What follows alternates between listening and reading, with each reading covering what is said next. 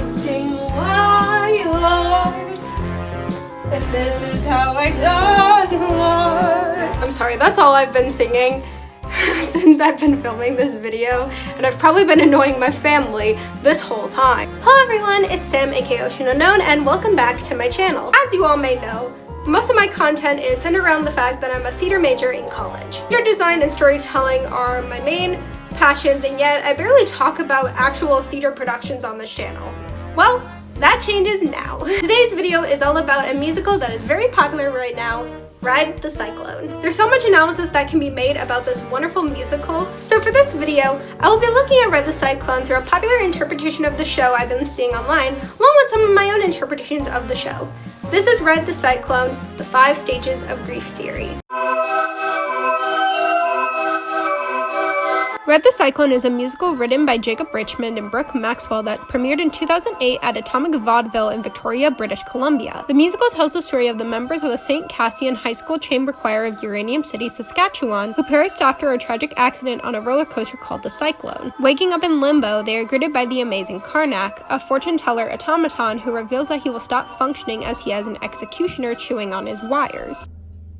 A rat. Karnak reveals that the choir are in a game of life or death where, with his last remaining powers, he can give one of them a second chance at life, and they will be competing to return to the land of the living. The St. Cassian Chamber Choir consists of 6 students. Ocean O'Connell Rosenberg, an overachiever who thrives off academic success and competition. Noel Gruber, the only gay man in Uranium City who loves French New Wave cinema. Mischa Baczynski, a Ukrainian adoptee who loves hip-hop and his internet fiancé. Ricky Potts, a boy with a degenerative disease and a large imagination. Constance Blackwood, a sweet girl who has conflicting feelings towards her hometown, and an unidentified decapitated body of the cyclone accident who in the play is simply called Jane Doe. As the show progresses, each character tells a story through songs of their hopes, dreams, fears, etc. After Ocean's song, What the World Needs, which I'll discuss more later, Karnak tells the choir that the one who will be brought back to life will be decided by a unanimous vote by the choir themselves. However, once the choir are done singing their songs, Karnak announces that Ocean will be the deciding vote.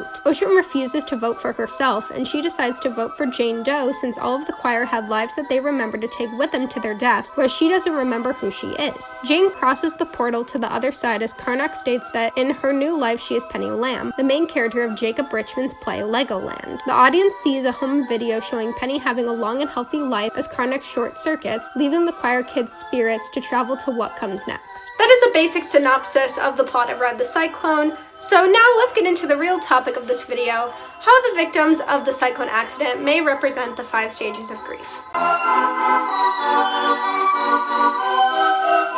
The 5 stages of grief were developed by Swiss-American psychologist Elizabeth Kubler-Ross in her 1969 book on death and dying. Grief is typically conceptualized as a reaction to death, though it can occur anytime reality is not what people wanted, hoped for, or expected. Persistent and traumatic grief can cause people to cycle through the 5 stages of grief: denial, anger, bargaining, depression, and acceptance. These stages are attempts to process change and protect oneself while they adapt to a new reality. The original intention of these stages of grief were the 5 stages of someone realizing that they themselves are dying rather than someone experiencing grief of losing someone. While there are consistent elements within each stage, the process of grieving looks different for everyone. The 5 stages of grief have appeared in media since the beginning of literature and have been used to describe characters' emotions in many books, TV shows, plays, and more. One of my favorite examples of the stages of grief in the media is in the drama miniseries The Haunting of Hill House, which is about 5 siblings whose paranormal experiences at their childhood home, Hill House, continue to haunt them in the present day. Each of the 5 Crane siblings represent one of the 5 stages of grief, and the stages of grief go in order of their ages. The oldest, Stephen, represents denial, the youngest, Nell, represents acceptance, and so on and so forth. Ride the Cyclone is very similar to The Haunting of Hill House in this way, however not in the exact order of stages like Hill House. First and foremost, while the 5 stages of grief connection to The Haunting of Hill House was confirmed by its creator, Mike Flanagan, with Ride the Cyclone, this is merely a popular interpretation going around online. Secondly, Ride the Cyclone uses the original intention of the 5 stages of grief as the choir are coming to terms with the fact that they're dead. Lastly, the order of the 5 stages of grief is completely jumbled with the order of the members of the choir's songs. Now, which character represents which stage of grief? That's what we're here to analyze. I know this dream of life is never ending. In this popular interpretation, the character to stage of grief categorization goes like this. Ocean represents bargaining, Noel represents depression, Mischa represents anger, Ricky represents acceptance, and Constance represents denial. So as you can see, seeing as this is the order of all of their songs, it's definitely an interesting order. This organization is also more loose when it comes to some characters compared to others, especially Ricky and Constance. The popularized interpretation made it seem like they represent these stages at all times, but that leads to plot holes. In my view on this interpretation, they represent the stages of grief before the end of the show, or for some, before their songs. In the end, the students of the choir all accept death and reach the final stage of acceptance,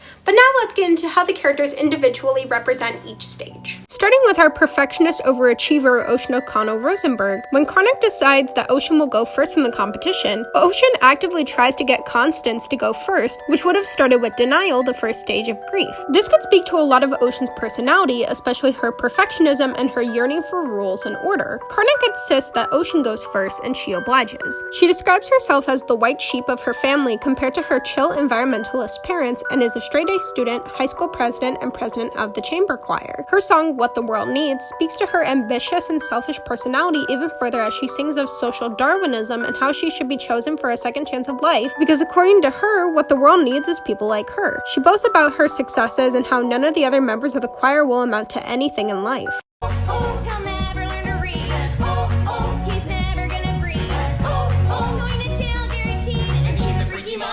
After finishing her song, Karnak declares that the choice of who lives will be by unanimous group vote, which disappoints Ocean as she just made enemies of her fellow members of the choir. If I would have known that! You wouldn't have called every one of your potential judges a loser, crowing about your superiority in song, culminating in you standing on top of them in a human pyramid? All of this shows how Ocean represents bargaining. In the 5 stages of grief, bargaining is right in the middle.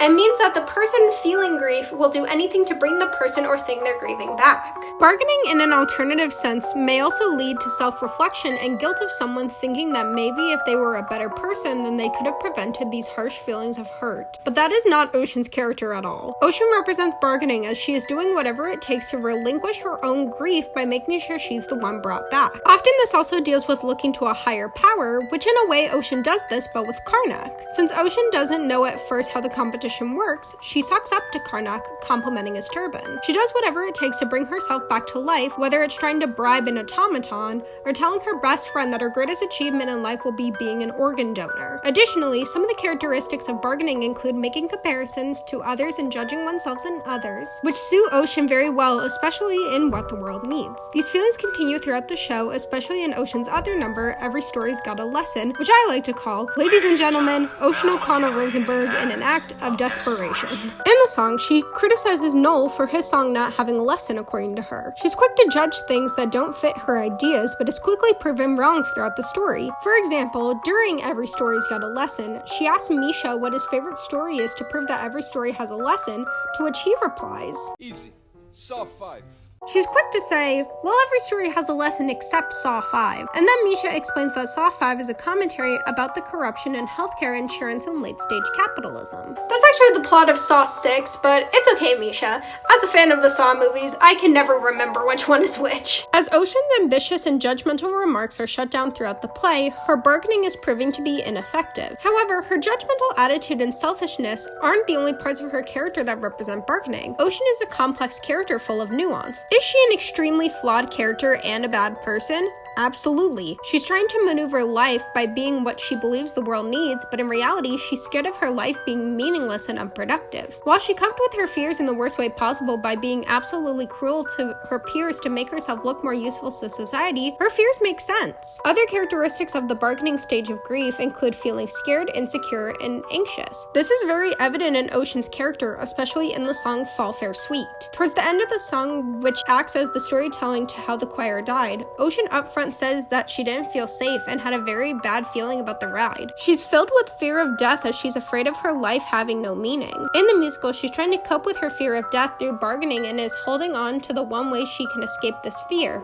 by winning the second chance of life. Since in the end she gets the deciding vote to who gets the second chance of life, she confronts her fear of death head on by not choosing herself. As she chooses Jane Doe to go back to the land of the living, she's still fearful of what death is like. However, as Jane goes through the portal to the other side, ride, Ocean is the one to start the final song, "It's not a game, it's just a ride," stating that it's not a game and no one can lose. As Karnak short circuits, Ocean's fear subsides as the choir sings the uplifting "It's just a ride" as the current closes with a smile on her face. Moving on to That Fucked Up Girl, Noel Gruber. He represents depression in the 5 stages of grief. Noel's section of the musical starts when he interrupts the bargaining Ocean, which is right before depression in the 5 stages of grief, from singing another song in an act of desperation to get the choir to vote for her and boy child, "I love you guys." Oh, sweet Jesus Christ on a bike. Noel has always been very creatively expressive, acting out scenes from French New Wave cinema and Waiting for Godot. An important detail mentioned in Noel's backstory is his interest in nihilism. The Oxford Dictionary defines nihilism as the rejection of all religious and moral principles in the belief that life is meaningless,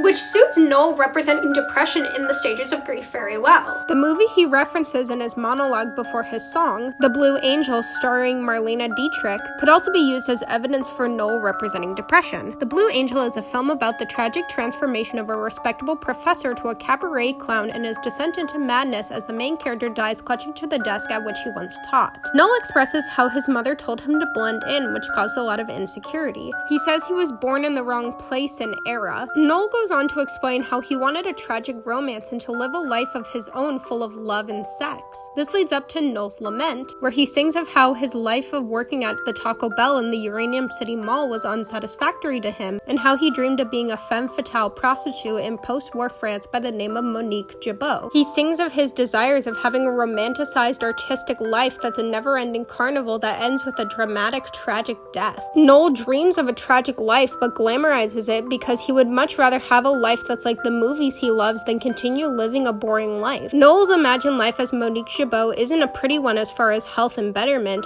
but it's the life that Noel would be the most content with, proclaiming, "I want to be that fucked up girl." Noel's section of the musical has a lot of nuance and small details, and I love that direction, especially considering Noel is one of the more artistic and interested in literature in the choir. The name Monique Gibot is an ironic name for Noel's character in his dreams. In Greek origins, Monique means alone, which could represent how in his dream, he dies alone but with a life he loved. Gibot is more of a funny yet kind of awful irony. Gibot is part of the name of a fast food restaurant and roadside attraction in Montreal, Canada, the Gibot Orange Julep. Which, I want to go here. It's just a giant balls. A massive part of why Noel is unsatisfied with his life is the fact that he works at Taco Bell, thus his stage name in his dreams having a fast food place in it, especially a Canadian fast food place, is very ironic. All of these aspects add to Noel representing depression in the 5 stages of grief. Depression from grief can look like increased drug and/or alcohol use and can feel like sadness, despair, and disappointment. Drugs and alcohol are mentioned frequently throughout his monologue and Noel's lament, and Noel does drink for the first time later in the show. As far as emotions associated with depression, Noel experiences sadness and despair towards his death, and also disappointment towards the life he lived. Another aspect of Noel's character that shows how he represents depression is the title of his song. A lament is a passionate expression of grief and sorrow, according to Oxford Languages, and his song is an expression of grief towards the life he couldn't live. Although his song title makes sense with his character, there is also some irony to it. Another character in the show has a ballad as their song, and a ballad, according to Oxford Languages, is a poem or song narrating a story in short stanzas. This will be more important when I get to the character with the ballad. I wonder who that could be, Laertes. But Noel's lament could also be considered a ballad as it is a story rather than something that actually happened to him. In the end, Noel is scared about the afterlife, which shows in his body language by holding himself, but he, along with the rest of the choir, go off into what comes next. Next is... Bad egg on the YouTube. I am well known there. Mischa represents anger in the 5 stages of grief. According to the University of Washington, anger related to grief can look like sarcasm, irritability, being aggressive, increased alcohol or drug use, and can feel like frustration, rage, or feeling out of control. Mischa says himself that Ukrainian men have 2 emotions, rage and passion. Mischa is labeled during his section of the musical as the angriest boy in town by Karnak, but as we learn early on in the show, Mischa's anger is a front for his passion. His tough guy persona is merely a shell which protects his innocent heart of gold and the fact that he's emotionally wounded. My gangster persona is just armor to conceal that I am naked child wandering through the wilderness holding in my hands my wounded fragile heart. That was whack. His toughness is also more often sarcasm than intimidation, like when he tells Ocean that his song will only have profanities in the chorus after she critiques Noel for cursing in the chorus of his song. These are all evidence as to how Mischa represents anger in the 5 stages of grief. He was put up for adoption due to his mother dying of uranium poisoning from the Chernobyl disaster, but she lied and said he was 2 years old. When he met his adoptive parents in Canada, they were surprised to see that their new son was actually a teenage boy with alcohol in his breath. He slept in the basement and his adoptive parents were very absent in his life. This neglect caused Mischa to turn to self-aggrandizing commercial hip-hop to express his feelings of rage and passion. He started posting raps under the name Bad Egg on YouTube, which honestly is iconic. Random headcanon, but Mischa would absolutely love Young Gravy, and his favorite song would be Betty Get Money. Oh, and he'd show Ricky E.T. featuring Lil Mayo. With his YouTube channel, he meets his online fiancée, Talia. Like Mischa, Talia is from Ukraine and she gave him mostly positive feedback on his raps. He starts out with his tough persona with an auto-tuned rap called This Song Is Awesome. Something interesting in this song is that most of the lyrics are about materialistic things rather than personal or emotional things, which could be another aspect of Mischa's character dichotomy, as well as fitting with the 2000s popular rap songs about being rich and cool. Mischa then talks sweetly of Talia, leading into a Ukrainian love song appropriately titled Talia. This is where we see Mischa's vulnerability as he expresses his everlasting love for Talia, saying, I lay my masculinity at the altar of your maidenhood. Mischa idealizes Talia and the life they can live together so he can love someone. His love for Talia is what kept him going, as the song mixes with house music to reflect his duality. While the tough part of Mischa's personality was a front, he still enjoyed rap music and everything he mentioned with his act up. Unrelated to this topic, but Mischa mentions that the song Save Love by Macklemore and Ryan Lewis was emotionally devastating for him, and in his mind, the song ended homophobia in the rap scene. This line is one of my favorites in the show, I just wanted to mention it. As the song ends, Mischa appears on a projection with Talia, and everyone is visibly sad. Karnak says that he can tell Mischa what his future would be with Talia, and at first, Mischa absolutely wants to see his love. Noel warns Mischa that this could ruin his idealization and romanticism of Talia, so it's best not to know. Ocean interrupts to say what Noel means is love conquers all. Mischa is overcome with emotions, as Noel helps him believe what he truly wants. Love to save him from the dangers of the world. In the later scene with Noel, Mischa has a bottle of alcohol since it's a birthday, which is a callback to an earlier line about him giving alcohol to his young cousin on his birthday. He tells Noel that love conquers all, fills his heart with meaning, and how he's thankful for Noel for putting his life feelings into words. Mischa is one of the characters who exemplifies how the stages of grief connection is not entirely who they are and is mostly discussing their surface level personalities at the beginning of the musical. Mischa is an angry individual at times, but as he says after This Song Is Awesome, his rage subsides. While anger is how he starts out dealing with his death, he holds on to the feeling that his love for Talia can conquer all, even his conflicted feelings in death. In the end, he moved forward and was open about his vulnerability in death. Next is the swingin' up, space age up, bachelor man. Ricky Potts represents acceptance in the 5 stages of grief. Ricky was born with a degenerative disease that impacts his speech, legs, lower back, and it's implied that it also affects his life expectancy. When he is in limbo, he can speak, which I'm going to say this right now is a flaw with this show. Remember kids, you can enjoy a piece of media and criticize it at the same time as long as you're not defending those bad things. Before I talk about this, I am not disabled myself, and thus none of what I'm about to say is based on personal experiences or opinions.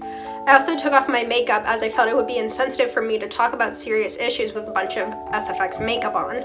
Everything I'm about to say is from listening to disabled people online and their opinions on the problems with Ricky's character, and the point of all of this is to make sure that theater as a whole is a safe space for everyone, and the absolute fact that ableism, ignorance, and hate have no place in theater. The no one is disabled in heaven trope is incredibly harmful to disabled people, and Ricky's character applies to that. There are a couple solutions that could have been fixed with Ricky's character to escape ableist tropes. For one, let him keep his mobility aids for the entirety of the show rather than him throwing them off stage.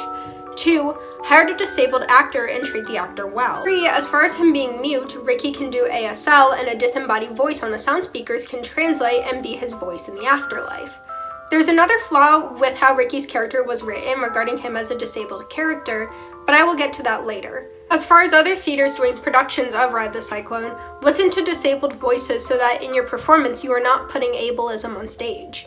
Ableism has no place in theater and in the whole world. Continuing with how Ricky represents acceptance, Ricky was isolated from his peers in his childhood for his disability, and his family wasn't very accommodating. They had okay intentions, but there are way better accommodations they could have taken, like learning sign language. Due to his neglect from his family and peers, Ricky daydreamed and created a whole universe in his imagination in the form of a He-Man-esque glam rock science fiction spectacle. This leads into his song, Space Age Bachelor Man, where he explains how in his imaginative fantasies, he was chosen to save a galaxy of cat people. The cat ears are coming on.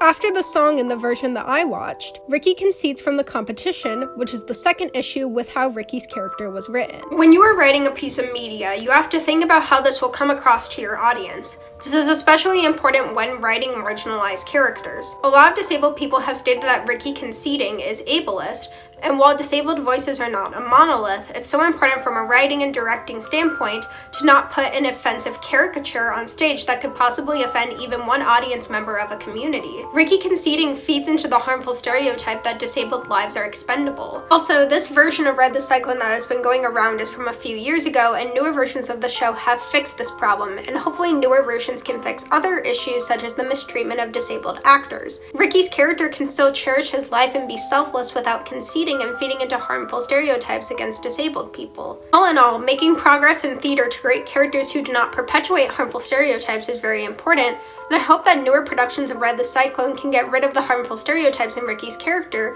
as well as hiring disabled actors to play his character. As far as current productions who don't do this, boycott them. Please boycott the area stage production, as they are correlated with McCarter Theater, the theater that fired Yannick Mirko, the only disabled actor to ever play Ricky Potts, and replaced him with an able-bodied actor. If other productions don't hire disabled actors to play Ricky Potts, boycott them. You can put energy into supporting theaters that hire disabled actors and treat them well. Continuing with the 5 stages of grief interpretation, acceptance can look like mindful behaviors, being able to be vulnerable and tolerate emotions, having honest conversation, and can feel like self-compassion, pride, and wisdom. While a lot of people think that Ricky represents acceptance in this interpretation due to him conceding, I'm going to talk about other aspects of his character because 1, him conceding feeds into the aforementioned harmful stereotypes, and also, it's uninteresting to just say, oh, he represents acceptance because he accepted death. Ricky acts very mindful throughout the show, not caring too much about Karnak's competition, especially compared to the other choir members like Ocean. He calls out Ocean for her outburst twice and does so very calmly. He understands the circumstances he's in and isn't fighting against it. He is able to be vulnerable and share what is most valuable to him, his fantasies. His wisdom and self-compassion is very evident in the show, and he is kind to himself and to everyone else. Lastly, all of his communications are honest and meaningful. For example, Mischa tells Ricky how cool he is in the afterlife, which sounds like a setup for a comedic line,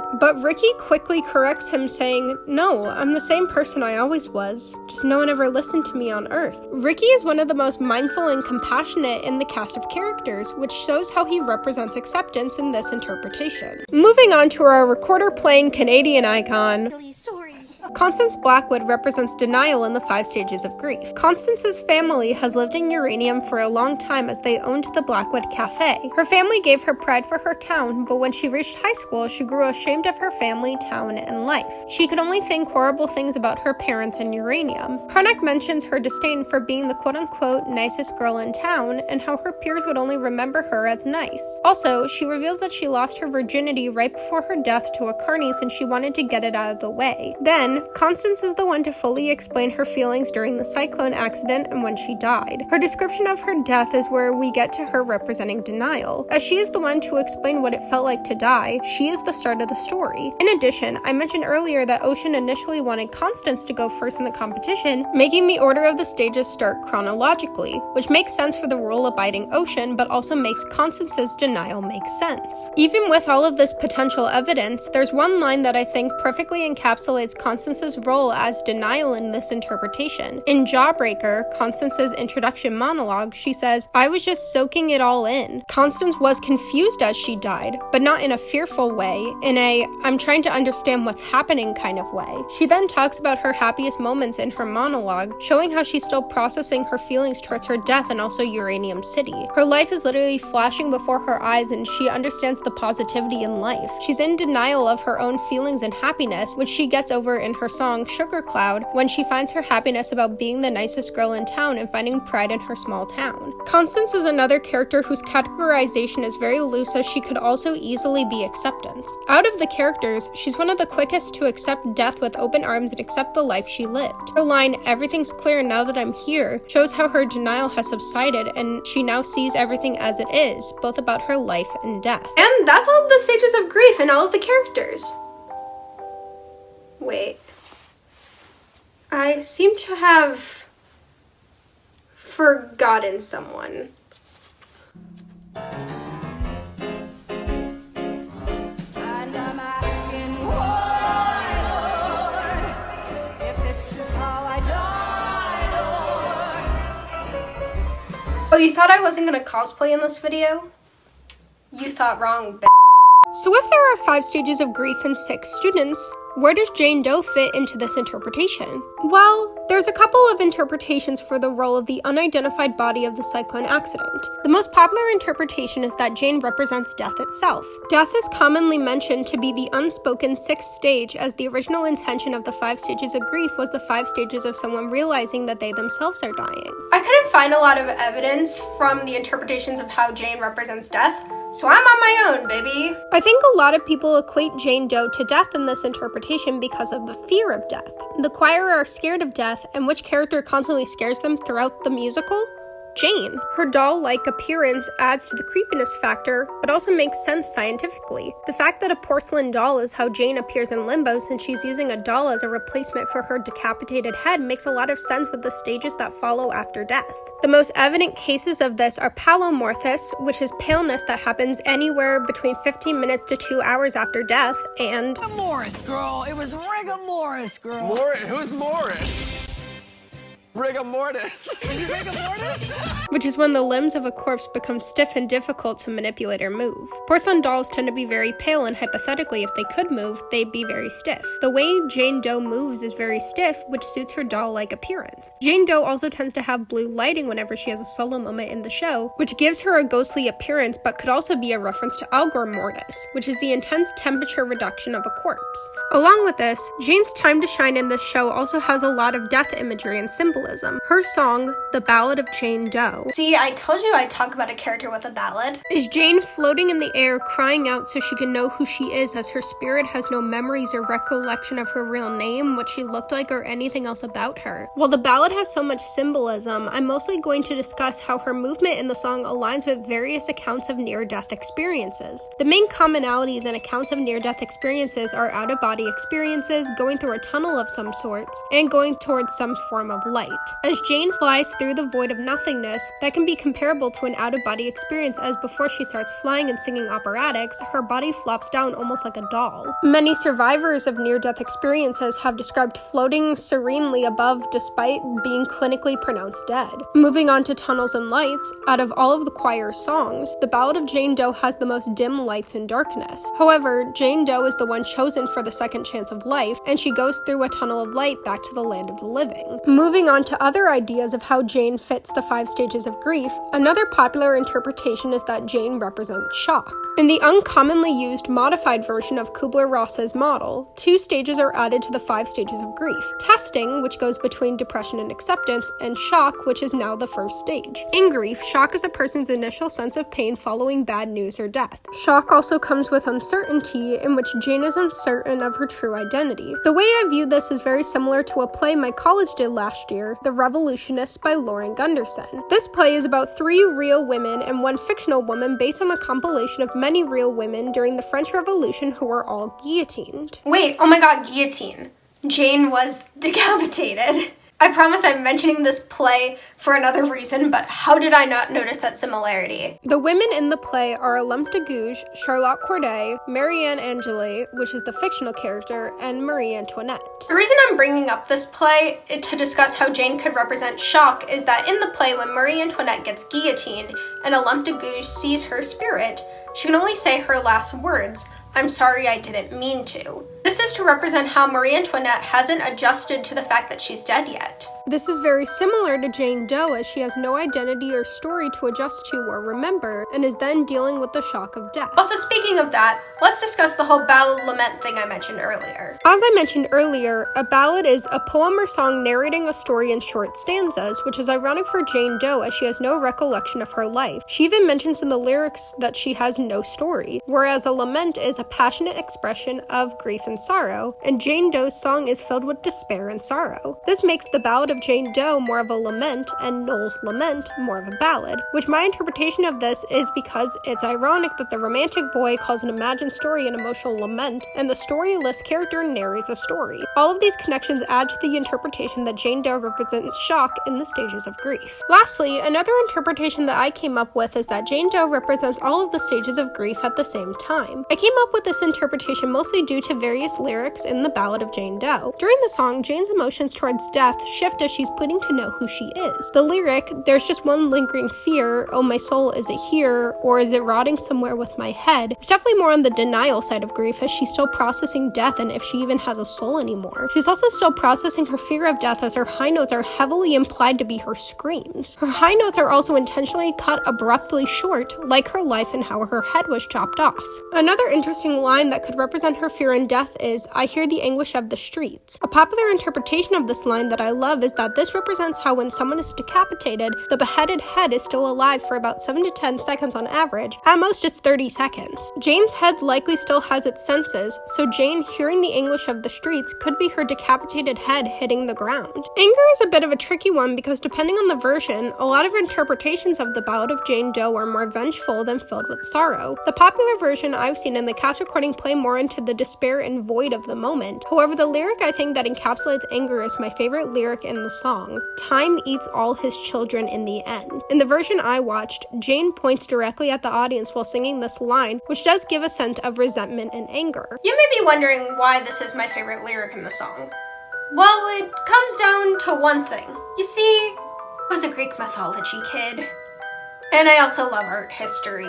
This line is a reference to the Greek myth of the Titan Kronos, or Saturn, in Roman mythology, eating his children due to a prophecy foretold by the primordial deity of Earth, Gaia. Gaia told Kronos that one of his children would overthrow him, so after their births, he ate each and every one. This story was also materialized into the painting Saturn Devouring His Son by one of my favorite artists, Francesco Goya. Saturn in Roman mythology is the god of many things, including time. In Greek mythology, well, it's a little complicated. The Titan Cronus is the father of Zeus, the leader of the Titans, and did eat his kids. However, Kronos is the personification of time, but did not eat his kids. So they're two different people? I am Drew, I am Danny, and we are not the same person. Throughout history, Kronos is frequently confused with Cronus due to the similarity in names. This misconception became widespread in the Renaissance, giving rise to the iconography of Father Time holding a harvesting scythe, which Cronus was usually depicted with.